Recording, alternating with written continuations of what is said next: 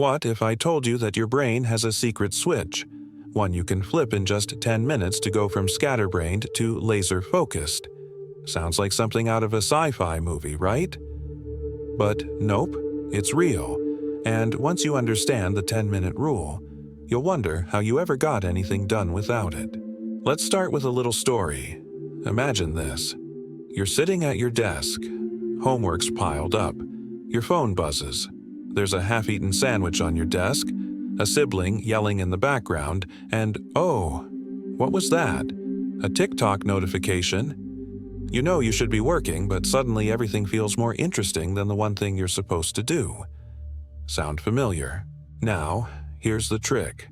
Instead of fighting your brain, instead of trying to force hours of focus out of thin air, you give it a tiny challenge, just 10 minutes. That's it. The 10-minute rule is simple. When you're struggling to start something, tell yourself you'll only work on it for 10 minutes. After that, if you still want to stop, you can. No guilt, no pressure. Just 10 minutes of your life. Here's the wild part. Most of the time, once you start, you keep going. Because the hardest part isn't the work. It's starting. Think of your brain like a car on a cold winter morning. It doesn't want to start at first. It's slow, sluggish, stuck. But once the engine warms up, smooth ride. That's what the 10-minute rule does. It warms up your brain's engine. Scientists call this behavioral activation. It S as a way of jump-starting your motivation through action instead of waiting for the perfect moment or the perfect mood. Because let's be real, if you waited until you felt like it, you'd be waiting forever. And guess what? This works for almost anything. Studying for a test, writing an essay, cleaning your room, even going to the gym. It's like telling your brain, hey, I'm not asking for forever, just 10 minutes. Let me give you an example. Say you've got a math assignment. It looks awful. There are graphs and equations and some word problem about trains leaving stations. Instead of dreading it, you set a timer for 10 minutes. You sit down and you start. At first, it's rough, but 3 minutes in, you finish the first question. Then the second. Suddenly, 10 minutes have passed and you're still going. Why? Because your brain switched gears. It's no longer in avoid mode. It's in do mode.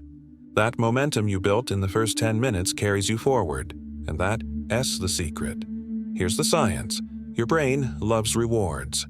When you start something, even something small, your brain releases dopamine. That's the feel-good chemical that makes you want to keep going. It's like your brain going, hey, that wasn't so bad. Let's keep it up. But here's the catch. If you never start, you never get that dopamine hit. You stay stuck, frozen, distracted. That's where the 10-minute rule saves the day. You're probably wondering, does this work for everyone? What if I really don't feel like doing the thing? The beauty of the rule is that it doesn't rely on motivation. It relies on motion. You don't need to want to do it. You just need to begin. And yeah, sometimes you'll stop after 10 minutes. That's okay too, because even then you've made progress. 10 minutes of effort is still way better than 0. There's another bonus. Once you learn to trust yourself with small starts, big tasks stop feeling scary. A 2,000-word essay? Just a bunch of 10-minute chunks. Studying for finals?